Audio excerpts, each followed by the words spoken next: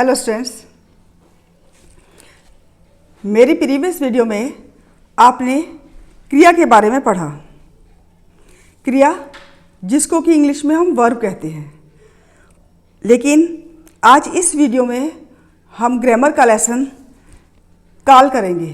काल टेंस। कुछ क्रियाएं बीते समय में हो चुकी होती हैं, कुछ चल रहे समय में अर्थात वर्तमान में हो रही होती हैं और कुछ आने वाले समय में घटित होंगी। तो कुछ मैं एग्जाम्पल आपको बताती हूँ, उससे आपको साफ मालूम चल जाएगा कि ये क्रियाएं पास्ट की हैं, प्रेजेंट की हैं या फिर फ्यूचर की हैं। हम वर्तमान काल को इंग्लिश में प्रेजेंट बोलते हैं, भूतकाल को पास्ट और भविष्य को फ्यूचर।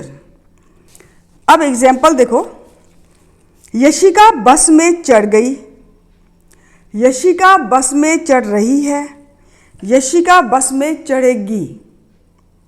और एग्जाम्पल देखो, यश ने सुंदर चित्र बनाया, यश सुंदर चित्र बनाता है, यश सुंदर चित्र बनाएगा। अब इसके अंदर क्रियाएं हैं, वर्ब है, ये अलग अलग समय में घटित हो रही हैं।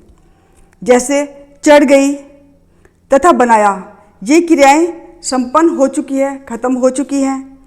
चढ़ रही है तथा बनाता है, ये क्रियाएं वर्तमान समय में हो रही हैं।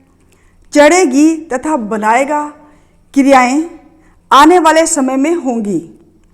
तो इसके आधार पर हम ये कह सकते हैं कि क्रिया के जिस रूप से उसके घटित होने के समय का बोध होता है उसे हम काल कहते हैं, उसे हम टेंस कहते हैं। क्रिया के घटित होने के आधार पर अगर हम देखें तो काल के तीन भेद हैं। पहला भूतकाल, दूसरा वर्तमान काल और तीसरा भविष्यत काल। यानी कि भूतकाल पास्ट टेंस होगा, वर्तमान काल प्रेजेंट, भविष्यत काल फ्यूचर। सबसे पहले हम भूतकाल के बारे में पढ़ते हैं। क्रिया के जिस रूप से उसके बीते हुए समय में होने का बोध होता है तो उसे हम भूतकाल कहते हैं। हमारी बेचैनी और तनाव खत्म हो गए, हम बड़े इत्मीनान से घर की तरह बैठ गए, चिंता जाती रही, हंसी मजाक शुरू हो गया। और उदाहरण देखो, चित्रा ने खाना बनाया, चित्रा ने खाना खाया, चित्रा खाना खा रही थी, चित्रा खाना खा चुकी थी, चित्रा खाना खा चुकी होगी, चित्रा खाना खाती थी, खाना बना होता तो चित्रा खा लेती। तो ये उदाहरण जो मैंने बताए हैं आपको, इससे साफ स्पष्ट होता है कि भूतकाल की क्रियाओं में घटित होने के समय में भी थोड़ा अंतर होता रहता है। तो इसके आधार पर हम पास्ट टेंस को, ये भूतकाल है, उसको हम 6 भागों में बांटते हैं। हिंदी के अकॉर्डिंग जो है भूतकाल के भेद कौन कौन से हैं। पहला भेद है सामान्य भूत, दूसरा अपूर्ण भूतकाल, तीसरा आसन भूतकाल, चौथा संदिग्ध भूतकाल, पांचवा पूर्ण भूतकाल और छठा हेतु मध्य भूतकाल। अब सामान्य भूतकाल कौन सा होता है? जब क्रिया सामान्य रूप से भूतकाल में संपन्न होती है उसे हम सामान्य भूतकाल कहते हैं, या तब यह सामान्य भूतकाल कहलाता है। जैसे राजा ने आदेश दिया, उसने कविता सुनाई, अब सुनाई दिया, जो ऐसे हैं ये सामान्य भूत में आते हैं कि सामान्य भूतकाल। सेकंड, अपूर्ण भूतकाल। अब भूतकाल तो है लेकिन वो पूरा नहीं है, अपूर्ण है। तो जब क्रिया भूतकाल में आरंभ तो हो गई हो लेकिन अभी वो समाप्त नहीं हो तो वह कौन सा काल कहलाता है? अपूर्ण भूतकाल। अब जैसे माँ बच्चे को लोरी सुना रही थी, यानी कि सुनाने का काम तो चल रहा था, लेकिन कब खत्म हुआ उसके अंदर, ये सेंटेंस के अंदर नहीं बताया। तो ऐसे जो क्रिया है वो है अपूर्ण भूतकाल, यानी कि कंप्लीट नहीं हुई है, वो अभी इनकम्प्लीट है। वह विद्यालय जा रही थी। थर्ड हमारा है आसन भूतकाल। क्रिया के जिस रूप से उसके अभी अभी समाप्त होने का बोध हो उसे हम आसन भूतकाल कहते हैं। एग्जाम्पल सुनो कि दादाजी सैर करके आ गए हैं, कि वो काम हो गया है, हो चुका है। आया बच्चे को नहला चुकी है, यानी कि वो काम कंप्लीट हो गया है। तो ऐसे जो हैं वो आसन भूतकाल कहलाते हैं। फोर्थ पॉइंट है संदिग्ध भूतकाल। क्रिया के जिस रूप से भूतकाल में, यानी कि पास्ट के अंदर क्रिया के पूर्ण होने का संदेह हो, थोड़ा शक हो, उसे हम संदिग्ध भूतकाल कहते हैं। संदिग्ध से नाम से ही समझ आ रहा है कि जैसे शंका हो, शक हो, संदेह हो। ऐसे जैसे अंदाज़ा लगा लेते हैं कि स्टेशन पर गाड़ी आ चुकी होगी, पिताजी दफ्तर चले गए होंगे, अंदाज़ा लगा रहे हैं कि हो गया होगा। तो ऐसे जो क्रिया है वो संदिग्ध भूतकाल के अंतर्गत आती है।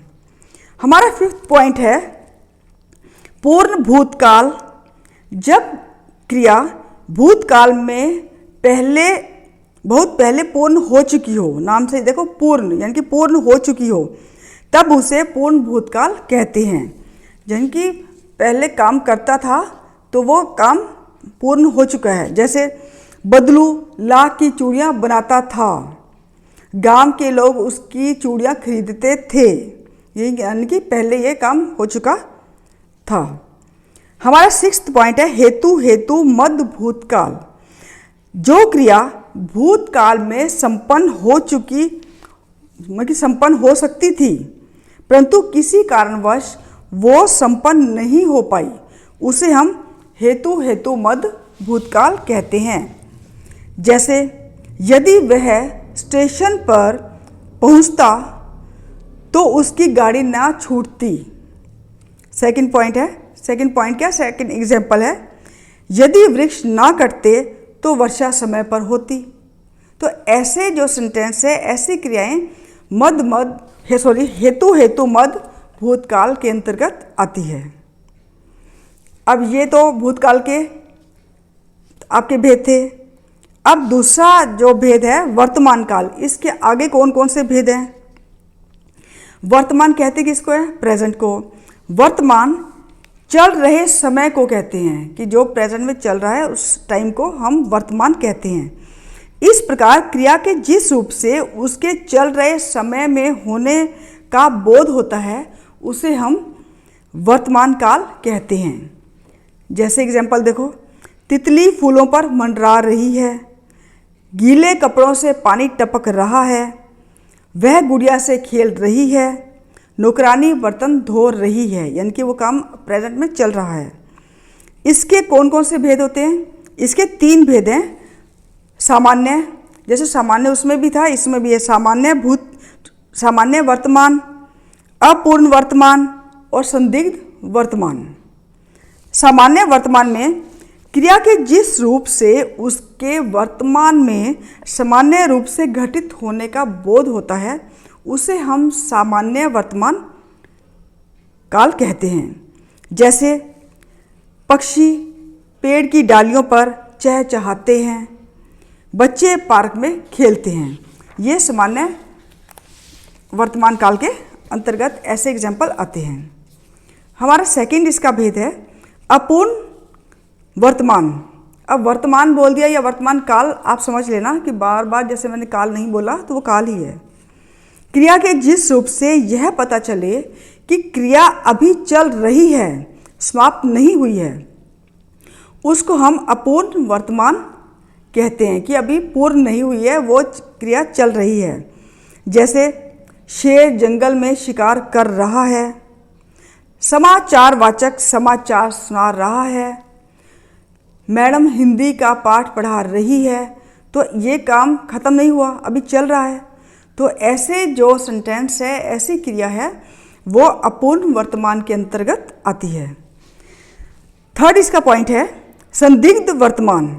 क्रिया के जिस रूप से उसके वर्तमान काल में घटित होने में संदेह हो उसे हम संदिग्ध वर्तमान, संदिग्ध नाम से ही कि जैसे शक, संदेह, जैसे अंदाजा लगा लेते हैं माँ बाजार से अभी आ रही होगी, वह मंच पर नृत्य करती होगी। तो ऐसे जो क्रियाएं हैं वो संदिग्ध वर्तमान काल के अंतर्गत आती हैं। हमारा थर्ड भेद है भविष्यत काल, फ्यूचर टेंस। भविष्य अर्थात आने वाला समय। क्रिया के जिस रूप से उसके आने वाले समय में होने का बोध होता है उसे भविष्यत काल कहते हैं। जैसे एग्जाम्पल देखो, आज शाम को क्रिकेट मैच खेला जाएगा, माँ थोड़ी देर में बच्चे को सुलाएगी, अध्यापक कांच की चूड़ियाँ पाठ पढ़ाएंगे, मृदुल एक मधुर गीत सुनाएगा। तो ऐसे जो सेंटेंस है वो भविष्यत काल में आते हैं, लेकिन इसके भी दो भेद हैं। पहला है सामान्य भविष्यत। अब सामान्य भविष्यत, सामान्य वर्तमान, सामान्य भूतकाल, सब में सामान्य जो है एक भेद तो जरूर होता है। भविष्यत काल के दो भेद हैं, सामान्य भविष्यत काल और संभाव्य भविष्यत काल। सामान्य क्रिया के जिस रूप से भविष्य में उसके सामान्य रूप से घटित होने का बोध होता है या बोध चले उसे हम भविष्यत कौन सा कहते हैं? सामान्य भविष्यत काल कहते हैं। जैसे वह चित्रकला प्रतियोगिता में भाग लेगी, वह नींबू पानी बनाकर सबको पिलाएगी, पार्क में आज शाम को मैच खेला जाएगा। तो ऐसे में ये जो है सेंटेंस है वो सामान्य भविष्यत काल के अंतर्गत आएंगे। इसी भविष्यत काल का दूसरा भेद है संभाव्य, जिसकी संभावना हो।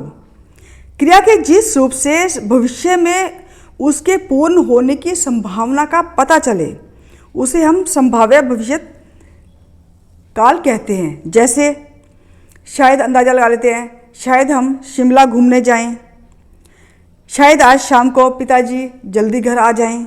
अंदाज़ा लगा रहे हैं कि आएंगे तो बाद में, घूमने तो बाद में जाएंगे। तो ऐसे जो संभावना संबंधित जो एग्जाम्पल हैं वो संभाव्य भविष्यत काल कहलाते हैं। अब स्टूडेंट, ये जो इनके पार्ट्स थे ये ख़त्म हो गए हैं, लेकिन इसके अंदर जिसमें थोड़ी सी मुश्किल होती है, खासियत है, वो मैं आपको थोड़ा बता देती हूँ। ये सामान्य वर्तमान में, संदिग्ध वर्तमान में और अपूर्ण वर्तमान में क्या क्या आता है कि लास्ट के अंदर क्रिया में। सामान्य वर्तमान में क्रिया के साथ ता, ते, ती, फिर हैं, हो, ये इस वर्ड का कि इसका जरूर प्रयोग होता है। संदिग्ध वर्तमान में क्रिया के साथ ता, ते, ती लगाने के बाद फिर होगा, होगी, होंगे, होंगा ऐसे प्रयोग किया जाता है। अपूर्ण वर्तमान काल में क्रिया के साथ रहा है, रही है, रही हूँ, रहे हैं आदि लगाया जाता है। और सामान्य भविष्यत में क्रिया के बाद एगा, जैसे खाएगा, खाएगा बोलते तो लास्ट में एगा आता है, एगा, एगी, एंगे, ऊँगी, जैसे खाऊंगी, ऐसे आदि लगाया जाता है। तो ये लेसन आपको समझ में आ गया होगा, इसके कौन कौन से भेद हैं काल के, और उन भेदों के आगे उनके उपभेद कौन कौन से हैं। तो उसके साथ मैंने एग्जाम्पल देकर आपको सब समझा दिया। तो आप लेसन भी पढ़ोगे तो आपको और भी क्लियर हो जाएगा। तो स्टूडेंट, ये लेसन अगर आपको समझ में ना आया हो, कोई प्रॉब्लम हो, तो आप मेरे व्हाट्सएप नंबर पर मुझसे कॉन्टैक्ट कर सकते हैं और लेसन दोबारा भी समझ सकते हैं। कोई एग्जाम्पल दे दो, आपको ना समझ आए तो मैं आपका व्हाट्सएप पर उसका आंसर दे दूँगी। Thank you and have a nice day.